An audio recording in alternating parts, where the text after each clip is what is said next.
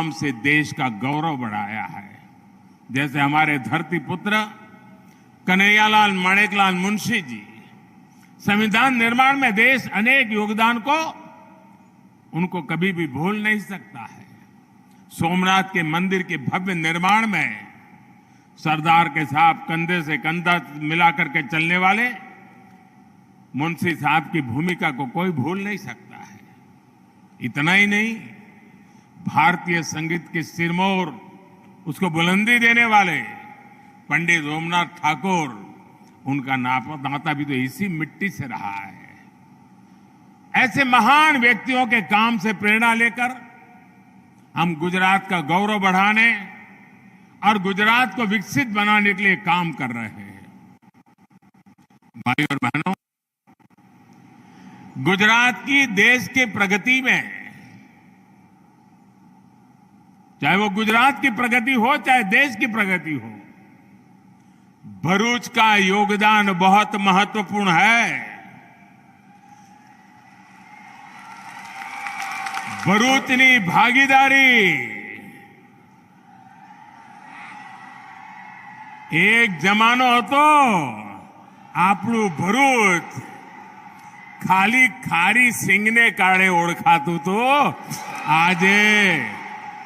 આજે મારું ભરૂચ ઉદ્યોગ, ધંધા, વ્યાપાર, બંદરો, કેટલી બાબતોમાં એનો જય જયકાર થઈ રહ્યો છે। અને આજે મારા આ પ્રવાસ દરમિયાન ગુજરાતમાં જે શિલાન્યાસ અને લોકાર્પણના કામ થઈ રહ્યા છે, ભૂતકાળમાં કોઈ એક સરકારોના એટલે ગુજરાતના ભૂતકાળના બજેટ કરતા પણ જૂની સરકારોમાં ગુજરાતનું જે કુલ બજેટ હતું ને 1 વર્ષનું, એના કરતા વધારે મેં એક પ્રવાસમાં લોકાર્પણ અને શિલાન્યાસના કાર્યક્રમો કરી દીધા છે। ભાઈ, આ ગુજરાત ક્યાંથી ક્યાં પહોંચી ગયું। અને હવે અમારું તો ભરૂચ જિલ્લો પણ કોસ્મોપોલિટન જિલ્લો બની ગયો છે। અહીંયા હિન્દુસ્તાનના લગભગ બધા રાજ્યોના કોઈ ને કોઈ ભાઈ બેઠા હશે। અને આખા ભરૂચ જિલ્લામાં જાઓ તો તમને કોઈ કેરળનો માણસ મળે, કોઈ બંગાળનો મળે, કોઈ બિહારનો મળે, આખા દેશના। એક જમાનો હતો ભાઈ કલકત્તા, દિલ્હી, મુંબઈ, આને કોસ્મોપોલિટન કહેતા હતા। આજે ગુજરાતે એટલી બધી પ્રગતિ કરી છે કે ગુજરાતના અનેક જિલ્લા કોસ્મોપોલિટન બની ગયા અને આખા દેશને પોતાની સાથે પ્રેમથી સમાવેશ કરીને રાખતા થઈ ગયા। આ ગુજરાતની વિકાસ યાત્રાની ઊંચાઈ છે। ભાઈઓ બહેનો, आज पहला बल्क ड्रग पार्क, पहला बल्क ड्रग पार्क गुजरात को मिला है, और वो भी मेरे भरूच को मिला है। केमिकल सेक्टर से जुड़े अनेक प्लांट्स का भी लोकार्पण हुआ है।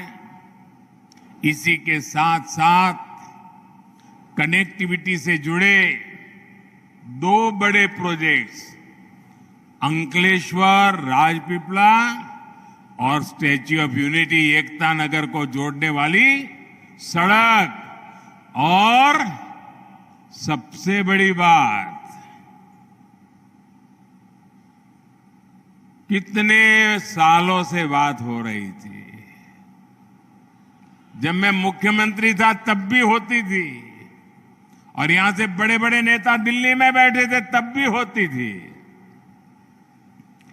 लेकिन कोई हमारी बात सुनता नहीं था।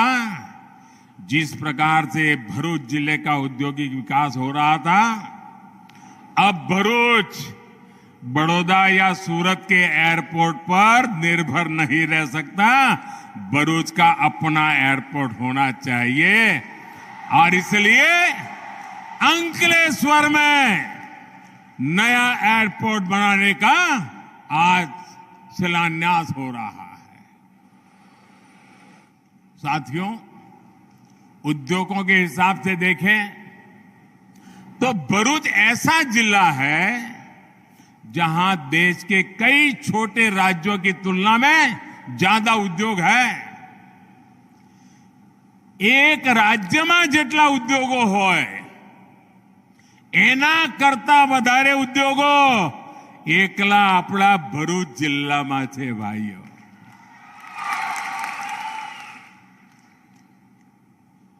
અને આ એક જિલ્લાના ઉદ્યોગો જેટલી માત્રામાં રોજગાર આપી રહ્યા છે એ પણ अपने आप एक मोटो रिकॉर्ड है भाइयों, रिकॉर्ड।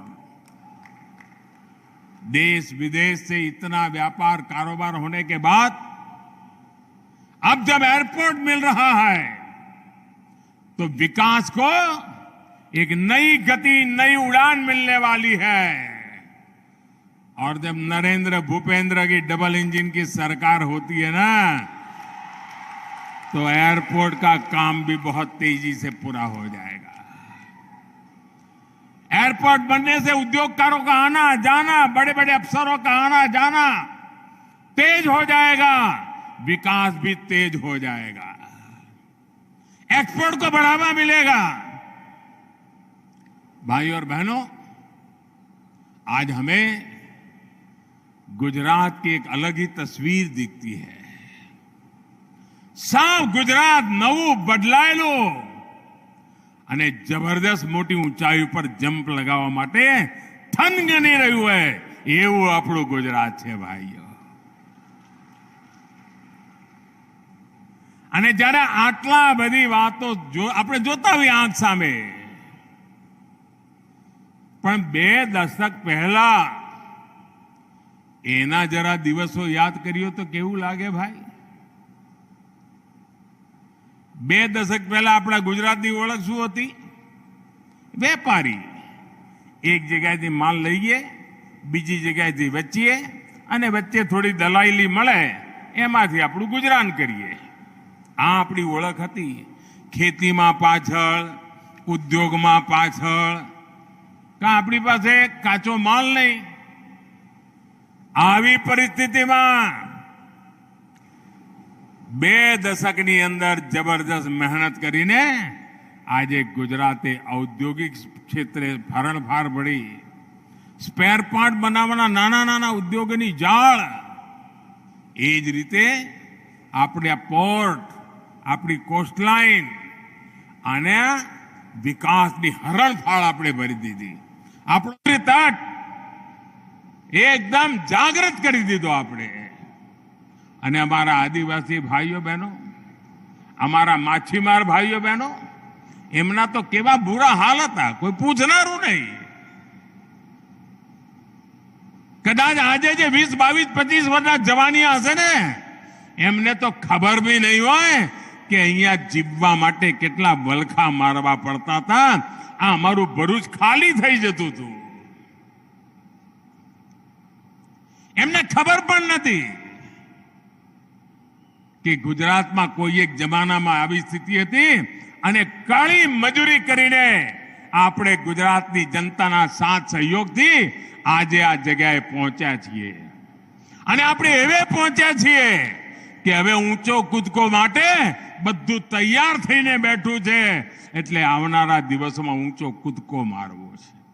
જેમ આઝાદીના સ્વર્ણિમ જયંતિ, આઝાદીના 75 વર્ષ પદ અમૃત મહોત્સવ સાથે અમૃતકાળની શરૂઆત થઈ છે, એમ ગુજરાતના જવાનિયાઓ માટે આ સ્વર્ણિમ કાળની શરૂઆત થઈ ગઈ છે। આ સ્વર્ણિમ કાળનો મોકો જવા નથી દેવો ભાઈઓ। કોઈ પણ જગ્યાએ ભાઈ વિકાસ ક્યારે થાય? વિકાસ કરવો હોય તો એક બરાબરનું વાતાવરણ જોઈએ, સાનુકૂળ વાતાવરણ જોઈએ, પ્રોત્સાહક વાતાવરણ જોઈએ। रुकावटों वालू वातावरण न चाले भाई। અને એમાં સૌથી મોટી વિવેકતા હોય છે કાયદો વ્યવસ્થા, સારામાં સારું ઇન્ફ્રાસ્ટ્રક્ચર, અને આ બધાની સાથે સાથે જોઈએ નીતિ પણ અને નિયત પણ. એકલી નીતિથી કાંઈ ના નીકળે. નીતિ ગમે તેટલી સારી હોય પણ નિયત ખાડે ગઈ હોય તો બધું ખાડે જાય.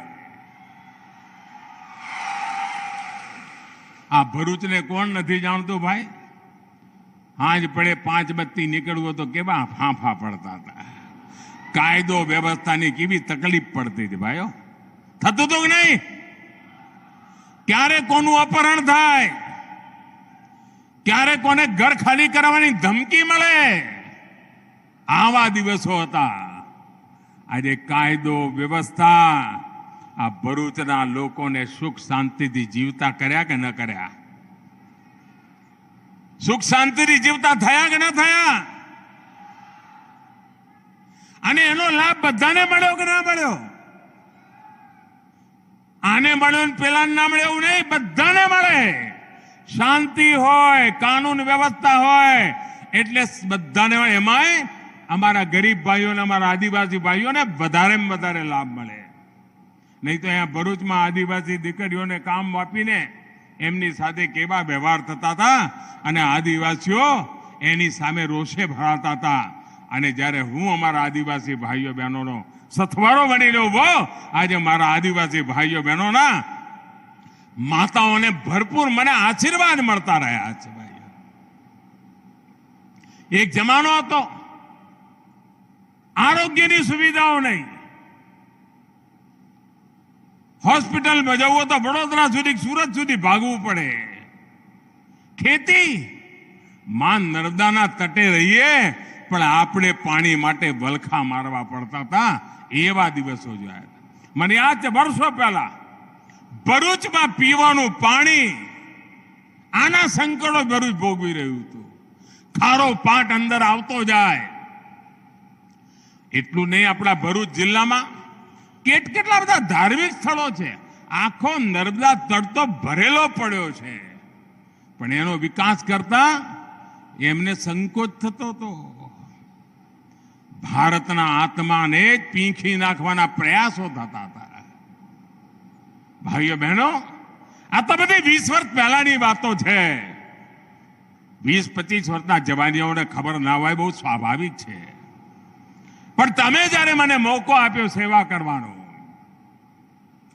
એક એક સમસ્યાને પકડતા ગયા, તાણા વાણા ઉખેલતા ગયા, રસ્તા શોધતા ગયા અને સ્થિતિ બદલ ગયા.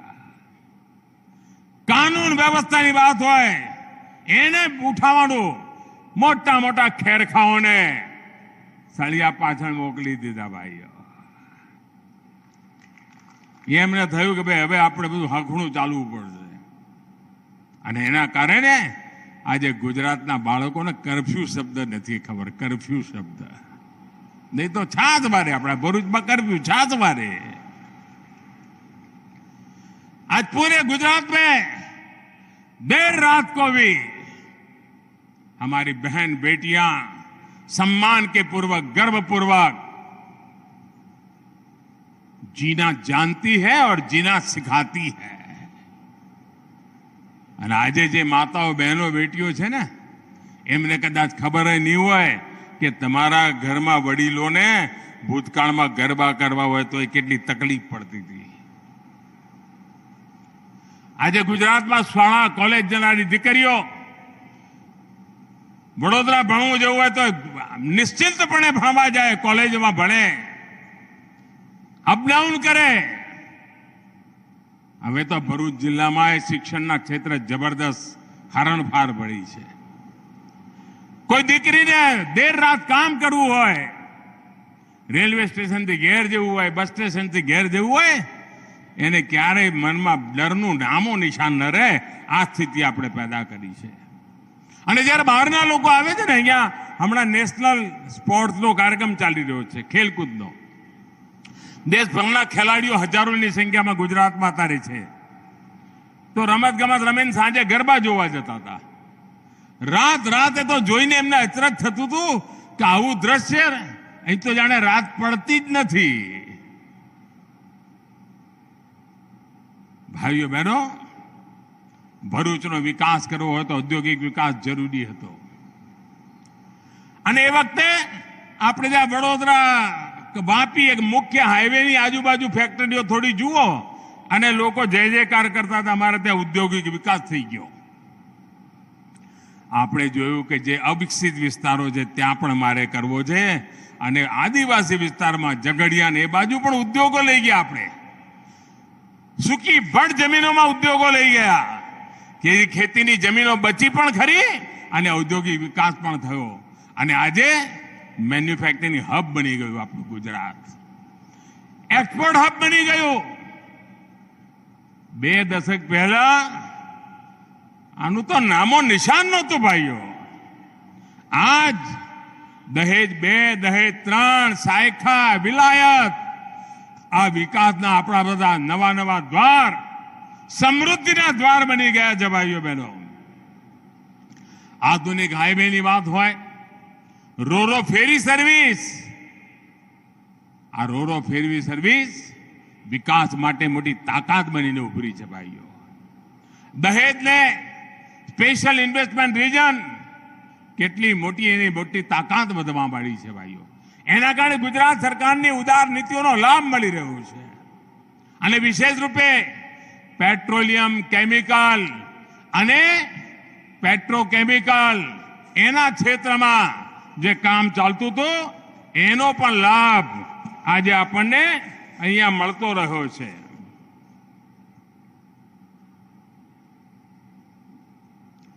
અને જોતા જોતામાં દુનિયામાંથી હજારો કરોડ રૂપિયાનું મૂડીરોકાણ આપણા દહેજ અને ભરૂચ જિલ્લામાં આવી ગયું. અને 80% ઉત્પાદ જે અહીંયા થાય છે ને એ દુનિયાના દેશોમાં જાય છે. આપણે મહેનત કરીએ છીએ અને રૂપિયો આપણો ડોલર લઈને પાછો આવે છે ભાઈઓ. આ તાકાત મારા દહેજ અને ભરૂચ જિલ્લો આપી રહ્યો છે. દહેજ પીસીપીઆર આજે દેશમાં કેમિકલ અને પેટ્રોલિયમથી જોડેલા આખા ક્ષેત્ર માટે, દેશભર માટે દહેજ મોડેલ બની ગયું છે. ભાઈઓ બહેનો, આજે જે નવા પ્રોજેક્ટનું લોકાર્પણ થયું છે એનાથી આપણા ગુજરાતની શાખ અને ગુજરાતની શક્તિ તો વધી રહી છે, પણ મારું ભરૂચ જિલ્લો પણ વાઇબ્રન્ટ બની રહ્યો છે, ચેતનવંતો બની રહ્યો છે. અને અહીંયા જે નવા પ્લાન્ટ વિકસિત થયા છે, આ ડબલ એન્જિન સરકાર ડબલ બેનિફિટનું ઉત્તમ ઉદાહરણ બની ગઈ છે ભાઈઓ. કેમિકલના પ્લાન્ટ ગુજરાત અને કેન્દ્ર સરકારની કંપનીઓની પણ એમાં સાझेदारी છે. અહીં બનવાવાળા કેમિકલ્સ મેન્યુફેક્ચરિંગ ઉદ્યોગ એનો લાભ ટેક્સટાઇલ ઇન્ડસ્ટ્રીને પણ મળવાનો છે. અને આપ જાણો છો ટેક્સટાઇલ ઉદ્યોગને લાભ થાય ને એટલે કપાસ પકવનારા ખેડૂતને લાભ થાય. સૌથી વધારે મજદૂરી આપનાર, રોજગાર આપનારું ક્ષેત્ર છે. અમારા બુનકર ભાઈઓ બહેનોને, વણકર ભાઈઓ બહેનોને, હાથસાળ ચલાવનારા ભાઈઓ બહેનોને એમને પણ મોટો લાભ થાય. એ જ રીતે ફર્ટિલાઇઝર, અને અમારું અહીંનું તો ફર્ટિલાઇઝરનું નામ રોશન થયું છે ભાઈઓ. અને જરૂરી કેમિકલ્સ, ફર્ટિલાઇઝર અમારા ભરૂચમાં બને, દેશભરની એની પહોંચ બને. GACL નો કેમિકલ પ્લાન્ટ, એના કારણે 2500 કરોડથી વધારે રૂપિયાનું ટર્નઓવર નવું ઉમેરા છે.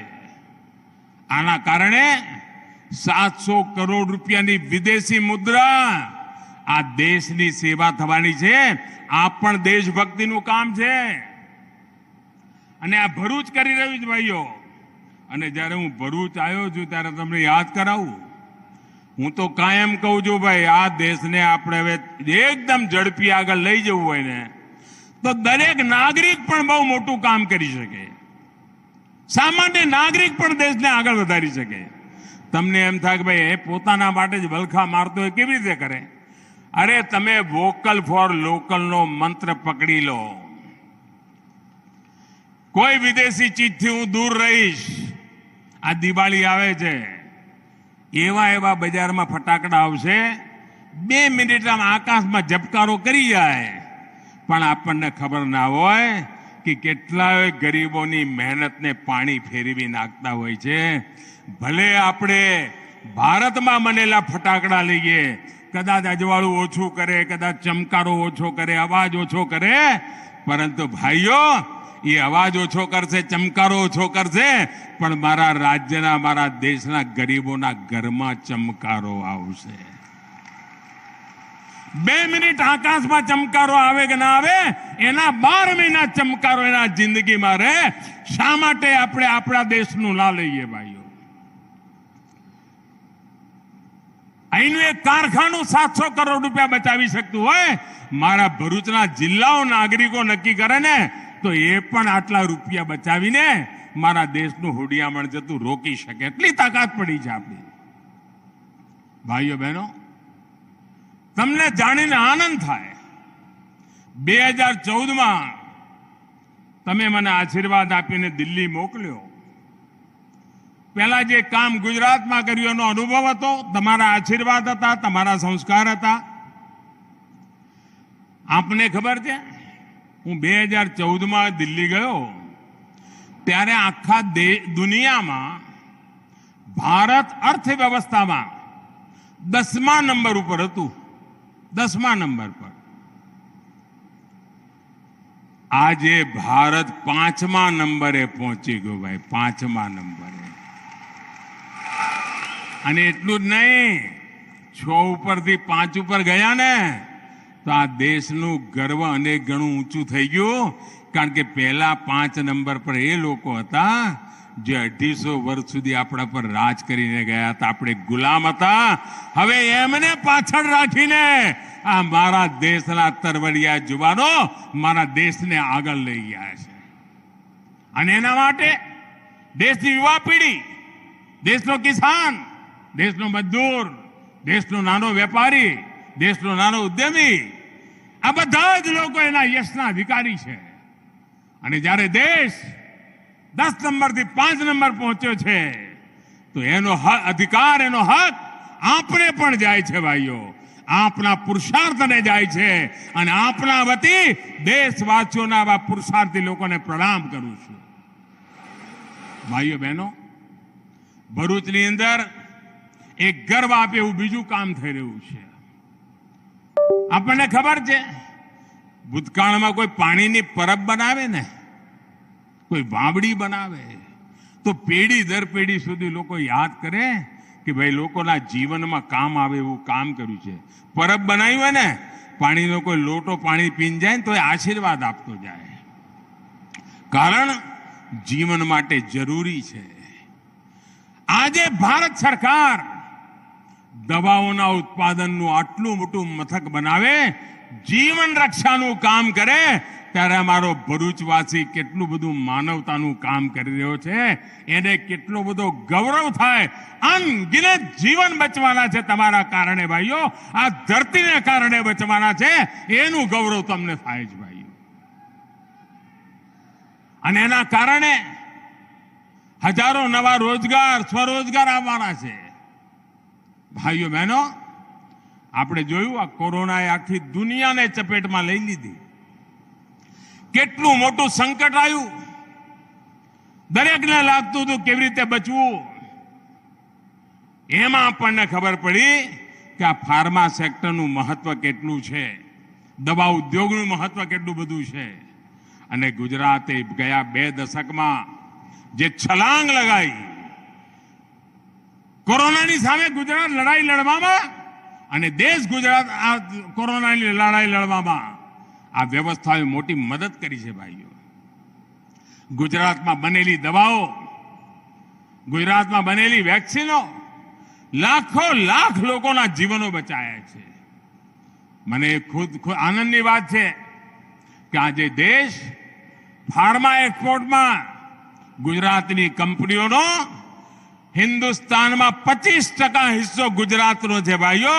તમારા બધાના પસીનાની તાકાત જુઓ भाइयों। आज आपसे बात करते हुए मुझे वो दिन भी याद आ रहे हैं जब कुछ लोगों ने भरूच का विकास रोकने के लिए पूरी शक्ति लगा दी थी। भरूच अंकलेश्वर में उद्योगों की स्थापना में उद्योगों के विस्तार पर बड़े बड़े रोड़े अटकाए थे।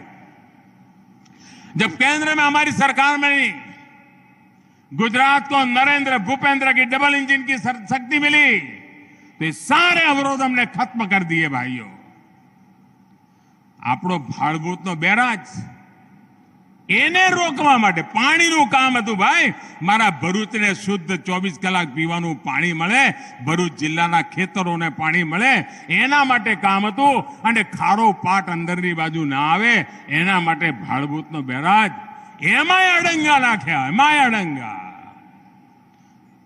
આ નક્સલવાદી માનસિકતાવાળા લોકોએ પહેલા સરદાર સરોવર ડેમને રોકવા માટે ભરપૂર કોશિશ કરી અને આ અર્બન નક્સલ હવે નવા રંગરૂપ સાથે પ્રવેશવાની કોશિશ કરી રહ્યા છે। એમણે વાઘા બદલ્યા છે।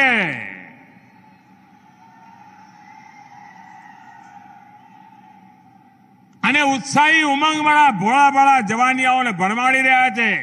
ભાઈઓ બહેનો, મારા આદિવાસી ભાઈઓને મારે ખાસ કહેવું છે,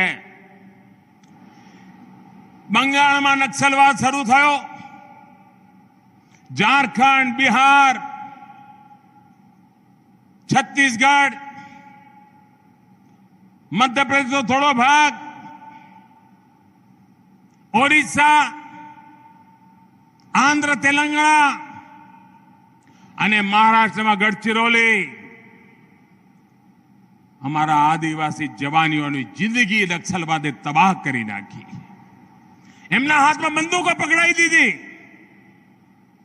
मौतना खेत खेलवा माटे थईने एमने उश्केर्या। चारे बाजू संकट वध्યું અને એ વખતે મારી સામે પ્રશ્ન હતો કે અમારો આખો પૂર્વ પટ્ટો ઉમરગામથી અંબાજી મારા આદિવાસી ભાઈઓ બહેનો, મારે ગુજરાતમાં નક્સલવાદને પેસવા નથી દેવો, મારે મારા આદિવાસી ભાઈઓ બહેનોની જિંદગી બચાવવી છે, મારે એમના જીવનમાં આ પ્રકારની બીમારી ન ઘૂસે એના માટે મહેનત કરવી છે। અને એટલા માટે ઉમરગામથી અંબાજી આદિવાસી પટ્ટામાં વિકાસની આપણે બીડું ઉઠાવ્યું। અને મારે સંતોષ સાથે કહેવું છે કે મારા આદિવાસી ભાઈ બહેનોએ મારી વાતને માની, માથે ચડાવી, ખૂબ સારા દિવસો આવશે એવા વિશ્વાસ સાથે મનાવી અને પરિણામે આવ્યું કે ગુજરાતમાં નક્સલવાદ એ રસ્તેથી ઘૂસી ના શક્યો। ભાઈઓ, એના માટે હું મારા આદિવાસી ભાઈઓ બહેનોને પ્રણામ કરું છું, એનો આભાર માનું છું। પરંતુ હવે ઉપરથી ઉડીને અર્બન નક્સલો પગપેસારો કરવા માંડ્યા છે। ગુજરાતની યુવા પેઢીને મારે તબાહ નથી થવા દેવાની।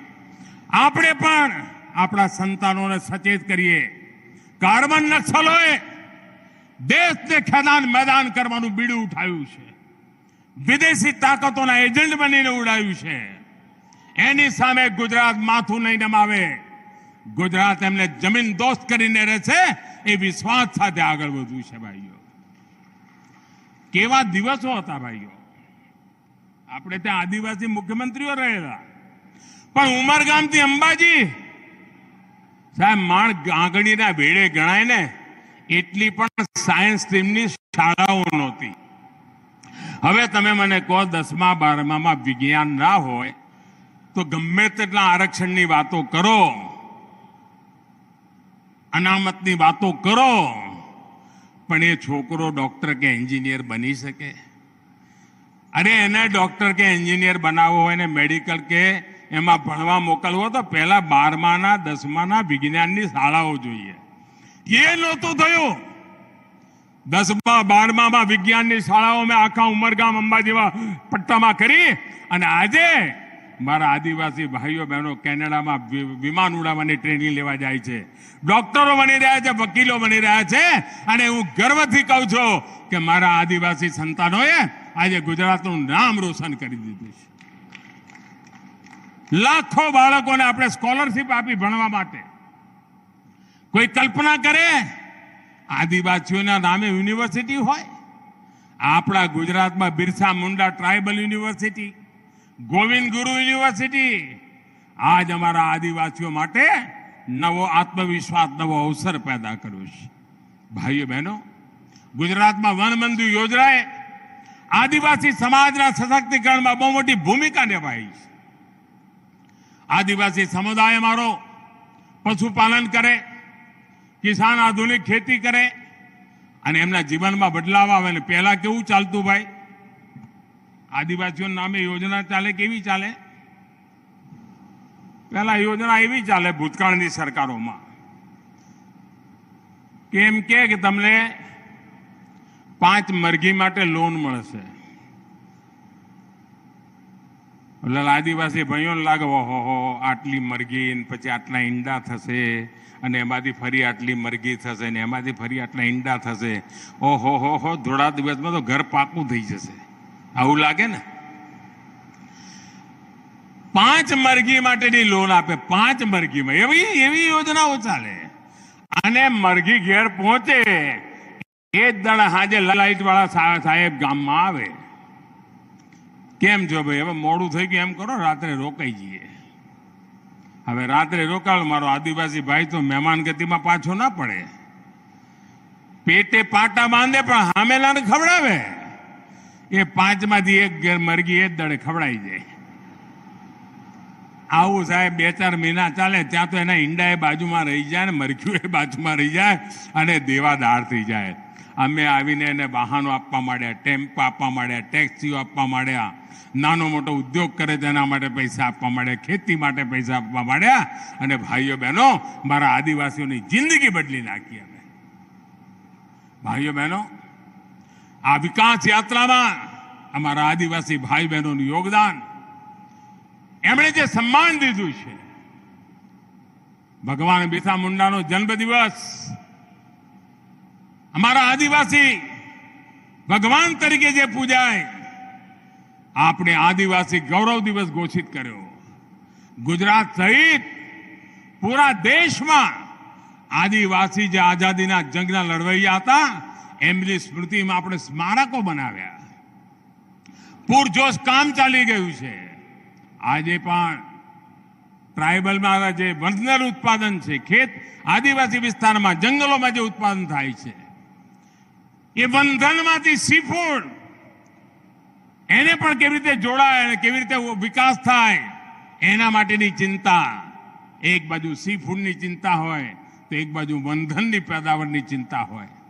મારા આદિવાસી ભાઈઓની વાત હોય કે મારા મછવારા ભાઈઓની, બંને દિશામાં ગતિ તેજ થાય એના માટેનો પ્રયાસ. અને આવનારા સમયમાં ભરૂચ, અંકલેશ્વર પણ અમદાવાદ, ગાંધીનગરની જેમ ટ્વિન સિટી રૂપમાં વિકસિત થઈ રહ્યું છે. ભાઈઓ, ટ્વિન સિટીના રૂપમાં. લોકો ન્યુયોર્ક, ન્યૂજર્સીની વાતો કરે છે ને, મારું ભરૂચ, અંકલેશ્વરની પણ વાતો થવાની છે. ભાઈઓ, આજ અમારા સામર્થ્યને પરિચય કરાવનારી વ્યવસ્થા છે. ભાઈઓ, અને યુવાઓને કહીશ કે આવનારા 25 વર્ષ તમારા છે. ભાઈઓ, આ વિકાસ યાત્રામાં આવો, ખભે ખભો મિલાવી નીકળી પડીએ. અને આજે આટલી મોટી સંખ્યામાં આપ આશીર્વાદ આપવા આવ્યા. ગુજરાતની વિકાસ યાત્રામાં નવા પ્રાણ પૂરવા માટેના આપણે સંકલ્પ લીધો છે. એ માટે નર્મદાના તટ પર આપ સૌ વસેલા ભાઈઓ બહેનો, પવિત્ર મનથી કામ કરનારા ભાઈઓ બહેનો, આપને અનેક અનેક શુભકામનાઓ પાઠવું છું. અને આપણે સૌ આપણા ભરૂચ જિલ્લાને નવી ઊંચાઈઓ પર લઈ જઈએ. મારી સાથે બોલીએ, ભારત માતા કી, ભારત માતા કી, ભારત માતા કી. ખૂબ ખૂબ ધન્યવાદ ભાઈઓ.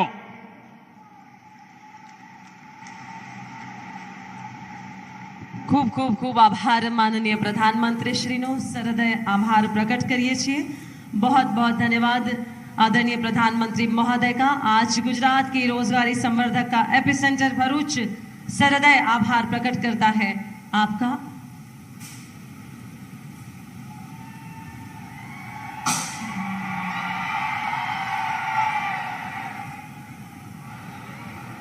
आज विशेष रूप से करोड़ों रुपए के विकासशील कार्यों की भेंट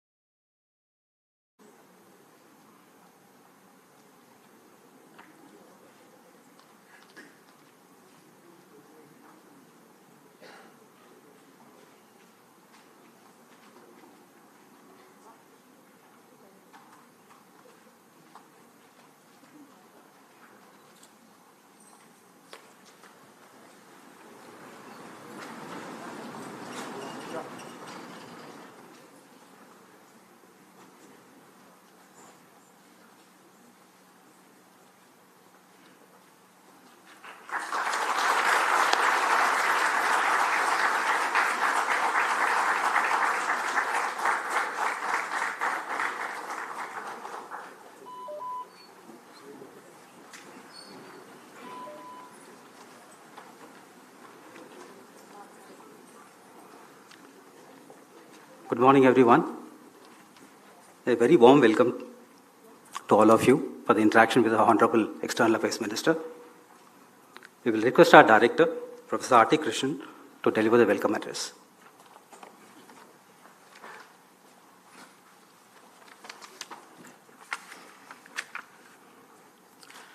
Yeah, very good morning to all of you. It's indeed a great pleasure and privilege to welcome the Honorable External Affairs Minister, Dr. S. Jaishankar, to IIMB. Welcome, sir. Thank you for being with us this morning. I'll just give you a short introduction to Dr. Jaishankar. I think he's very well known, but it's still important to realize the extent and range of experience he has had over an eminently successful diplomatic career. So Dr. Jaishankar is India's External Affairs Minister since the 30th of May 2019. He's elected to the Rajya Sabha from the state of Gujarat. Prior to this, as I mentioned, he had a very successful career as a diplomat in the Indian Foreign Service.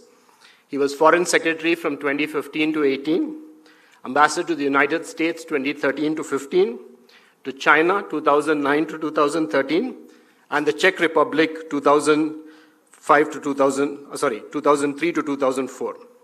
He was High Commissioner to Singapore 2007 to 2009. In fact, many of my friends in Singapore still recall his stint as High Commissioner there, even though it was more than, I think, 13, 14 years ago. He has also served in other diplomatic assignments in embassies in Moscow, Colombo, Budapest, and Tokyo, as well as in the Ministry of External Affairs and the President's Secretariat. In between retirement and becoming a minister, Dr. Jaishankar also had a short stint in the private sector as President Global Corporate Affairs at Tata Sons Private Limited from May 2018 to May 2019. Dr. Jaishankar is a graduate of St. Stephen's College at the University of Delhi. He has a master's in political science and an MPhil and PhD in international relations from JNU. He is a recipient of the Padma Shri in 2019 and has written a widely acclaimed best-selling book, The India Way, Strategies for an Uncertain World, which was published in 2020. In my own personal view, while our Prime Minister has a natural flair for external relations, which he has, I think, pioneered throughout his tenure since 2014, Dr. Jaishankar complements this beautifully by translating a lot of this into the idiom of contemporary international relations. Together, they have really reshaped India's foreign policy, and I'm delighted we have Dr. Jaishankar with us this morning. Thank you.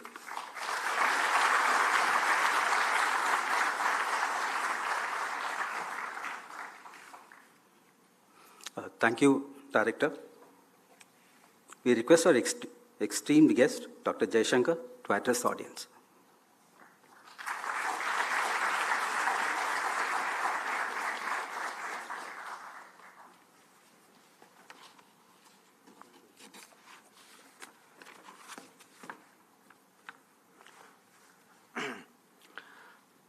Director Professor Krishna, Dr. Devi Shetty, students and faculty, dear friends. Let me first of all say what a great pleasure it is to be here today with all of you, to meet you. I look forward to my interaction, and I promise I will only say enough to make sure that the interaction is as intensive as possible. When I look at all of you, actually, in many ways, I envy you. It's not the envy only of a 60-something person for a 20-something person. It is also really a sense of looking at people who have their life in front of them, who have prospects which, my generation could have only dreamt of. And also, in many ways, I think what you are preparing yourself for is something which has always interested me.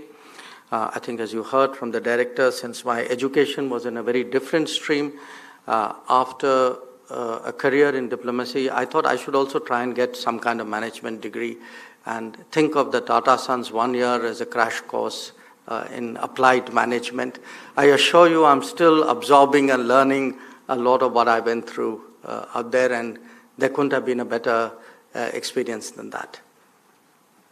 But today I wanted to share with you really a sense of what is happening in the country from my perspective, obviously as a foreign minister, but as actually a minister who sits in a council of ministers who has a broader overview of what is happening in the country. So very consciously I decided, rather than speak about a subject which would be natural to me, foreign policy, to talk about something which is still has a very strong foreign policy element, but which is in many ways bigger than that, which is why the topic I picked was Atmanirbhar Bharat.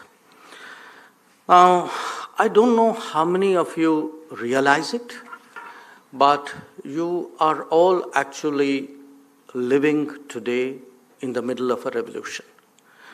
And possibly the reason why you don't think of it as a revolution is that it is happening democratically, it is happening every day, it is happening in multiple ways. So life around you is actually changing so dramatically and so deeply that the India which you will step into in terms of your work career will actually be a fundamentally different India than possibly when you entered this institution. And I would give you that sense, not the way you hear it conventionally from a minister, but I want to set it off against a kind of global context. And bear with me on this comparison.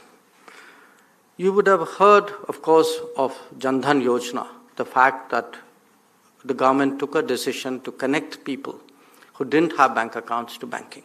And this was a very profound decision because through this entire COVID period, we were actually able to put money into people's accounts, the people who needed it the most, because they were connected to banking. Now, the scale of it was 300 million. So think about it, the last 8 years, 300 million people, which is about 80% of the population of the United States, actually entered the banking system because there was a vision and a policy and a delivery which made them do that. Or let me give you another example. There is a huge scheme to actually connect houses with tap water. And this is not just because water is life, it is a very fundamental issue to public health because the diseases which come from not getting clean water, it's huge. Now, the beneficiaries of what we call Har Ghar Jal are 450 million people. So, in these 8 years, actually, 450 million people, which means really the population of European Union, has actually got connected to tap water. Let me give you another scheme about which you would have heard a lot, which is replacing firewood in kitchens with LPG cylinders. The beneficiaries of that are 80 million, the size of the population of Germany. Or there is a scheme actually to fund housing, urban housing and rural housing. It's called Pradhan Mantri Awas Yojana or Gramin Awas Yojana. The beneficiaries of that are 115 million, which is almost the population of Japan. There is, through the COVID period, and even today, actually we provide food to people who are ration card holders, who are really the vulnerable, needy sections. And again, 810 million people benefit from this every day. 810 million people is more than all of the European Union and the United States put together. So when I throw these numbers out at people in the world, first of all, I don't think they believe me. But when they absorb it, and I think you should absorb it, to really understand the scale of what is happening. Even